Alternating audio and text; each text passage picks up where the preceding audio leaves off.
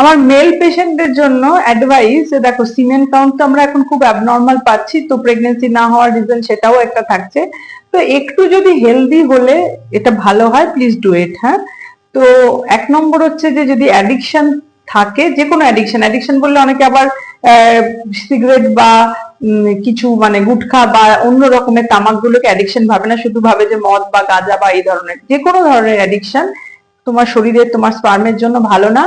আর হচ্ছে already you are expose to pollution, যেখানে তুমি কিছু করতে পারবে না, সেই জন্য বডির ইমিউনিটিটাকে চাঙ্গা করার জন্য একটু ঠিকঠাক ফ্রুটস, ভেজিটেবল, নাটস, এর কোনো অল্টারনেটিভ নেই। যত বাইরের জাঙ্ক খাবে তত তোমার বডির প্রত্যেকটা সেল ধুঁকতে থাকবে বিভিন্ন প্রবলেমে, তার মধ্যে sperm cell is no exception.